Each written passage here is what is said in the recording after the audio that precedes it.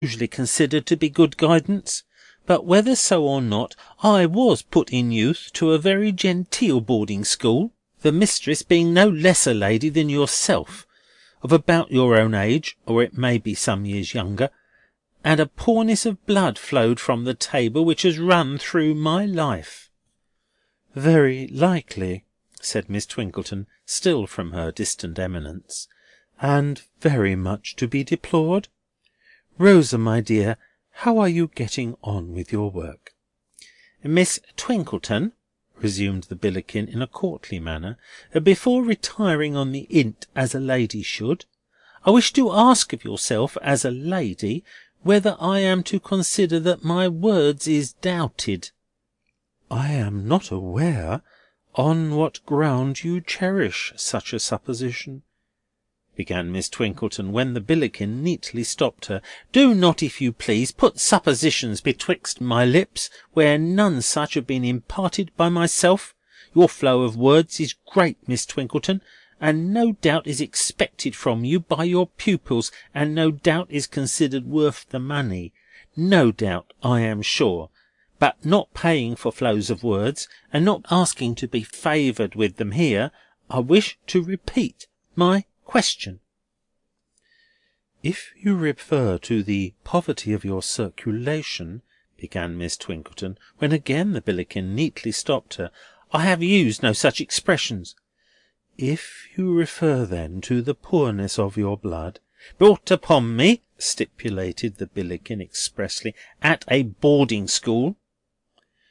"Then," resumed Miss Twinkleton, "all I can say is, that I am bound to believe, on your asseveration, that it is very poor indeed. I cannot forbear adding, that if that unfortunate circumstance influences your conversation, it is much to be lamented, and it is eminently desirable that your blood were richer. Rosa, my dear, how are you getting on with your work?" "Before retiring, miss," proclaimed the Billickin to Rosa, loftily cancelling Miss Twinkleton, "I shall wish it to be understood between yourself and me, that my transactions in future is with you alone. I know no elderly lady here, miss, none older than yourself." "A highly desirable arrangement, Rosa, my dear," observed Miss Twinkleton. "It is not, miss," said the Billickin with a sarcastic smile, "that I possess the mill I have heard of, in which old single ladies could be ground up young. What a gift it would be to some of us! But that I limit myself to you totally." "When I have any desire to communicate a request to the person of the house, Rosa, my dear," observed Miss Twinkleton, with majestic cheerfulness, "I will make it known to you, and you will kindly undertake, I am sure, that it is conveyed to the proper quarter." "Good evening, miss," said the Billickin, at once affectionately and distantly. "Being alone in my eyes, I wish you good evening with best wishes, and do not find myself drove, I am truly happy to say, into expressing my contempt for an individual, unfortunately for yourself, belonging to you." The Billickin gracefully withdrew with this parting speech, and from that time Rosa occupied the restless position of shuttlecock between these two battledores. Nothing could be done without a smart match being played out.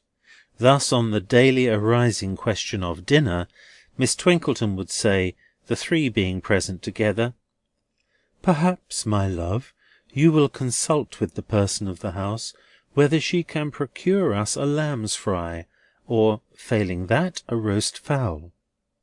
On which the Billickin would retort, Rosa not having spoken a word: "If you was better acquainted to butcher's meat, miss, you would not entertain the idea of a lamb's fry. Firstly, because lambs has long been sheep, and secondly, because there is such things as killing days, and there is not. As to roast fowls, miss, why, you must be quite surfeited with roast fowls, letting alone your buying, when you mark it for yourself, the agedest of poultry with the scaliest of legs, quite as if you was accustomed to picking 'em out for cheapness.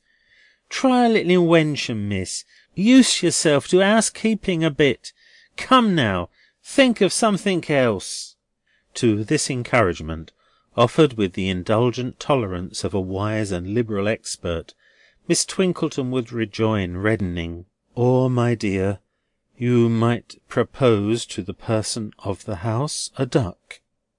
"Well, miss," the Billickin would exclaim, still no words being spoken by Rosa, "you do surprise me when you speak of ducks, not to mention that they're getting out of season and very dear. It really strikes to my heart to see you have a duck, for the breast, which is the only delicate cuts in a duck, always goes in a direction which I cannot imagine where, and your own plate comes down so miserably skin and bony. Try again, miss. Think more of yourself and less of others. A dish of sweetbreads now, or a bit of mutton, something at which you can get your equal chance." Occasionally the game would wax very brisk indeed, and would be kept up with a smartness rendering such an encounter as this quite tame. But the Billickin almost invariably made by far the higher score, and would come in with side hits of the most unexpected and extraordinary description, when she seemed without a chance. All this did not improve the gritty state of things in London, or the air that London had acquired in Rosa's eyes of waiting for something that never came. Tired of working and conversing with Miss Twinkleton, she suggested working and reading, to which Miss Twinkleton readily assented, as an admirable reader of tried powers. But Rosa soon made the discovery that Miss Twinkleton didn't read fairly.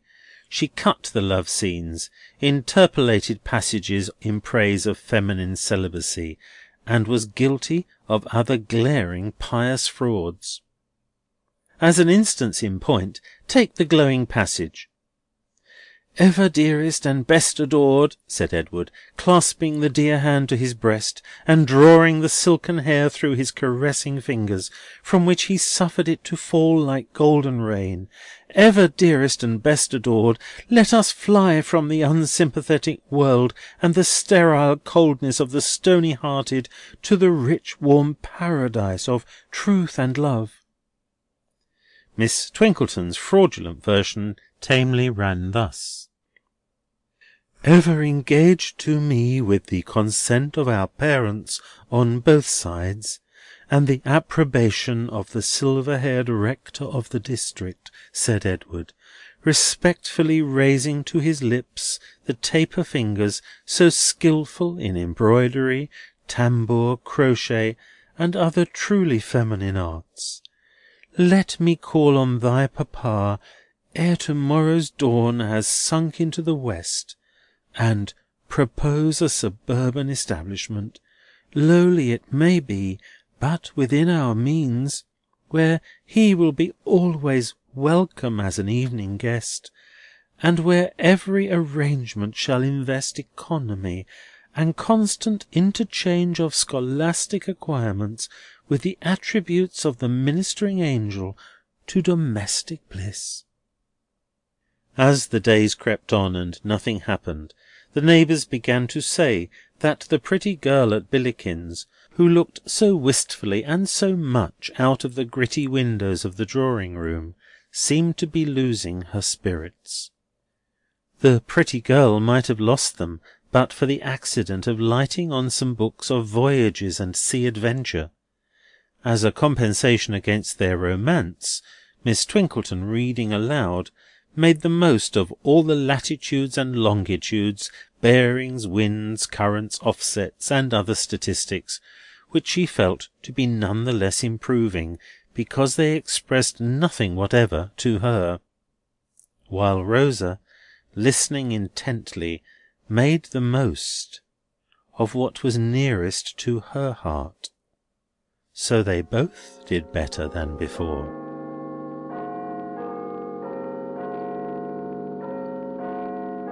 End of chapter 22.